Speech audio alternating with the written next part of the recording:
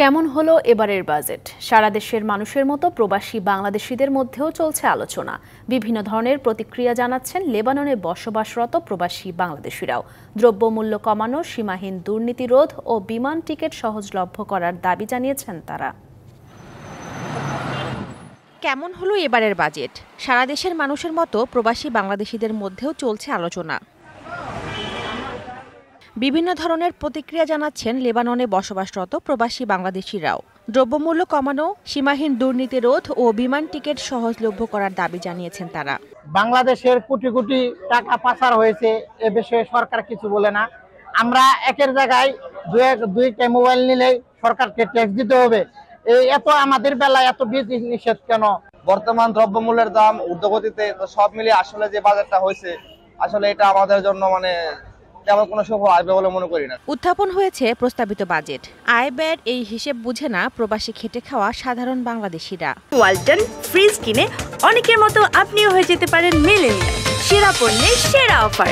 তবে বাজেটকে ঘিরে চাওয়া আছে অনেক। আমরা সাধারণ জনগণ বাজেট বলতে কিছু বুঝি না। আমরা সবসময় নজর রাখি যে জিনিসপত্রের দাম কমতেছে কিনা বাজারে, বা জিনিসপত্রের দাম কিরকম।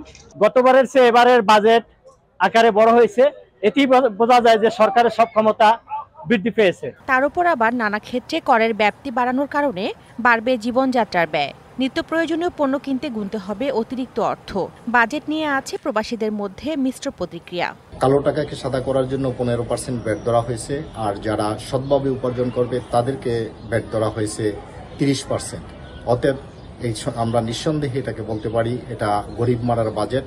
এটা দুর্নীতিবাজদেরকে আরো বেশি দুর্নীতি করার একটা প্রশ্রয়। মাননীয় প্রধানমন্ত্রী যে ভিশন 41 এবং ডিজিটাল স্মার্ট বাংলাদেশ গড়ার লক্ষ্যে এই বাজেট যথাযথ হয়েছে বলে আমরা প্রবাসীরা মনে করি। কেউ কেউ এবারের বাজেটকে জনবান্ধব বাজেট আখ্যা দিলেও বেশিরভাগ প্রবাসীরা বলছে ভিন্ন কথা। প্রবাসীদের পাঠানো রেমিটেন্সের ওপর ভর করে শক্তিশালী হয়েছে বাংলাদেশের অর্থনীতির ভিত। তাই এখানে আরও বেশি বরাদ্দ ও দুর্নীতিমুক্ত বাংলাদেশের দাবি প্রবাসীদের।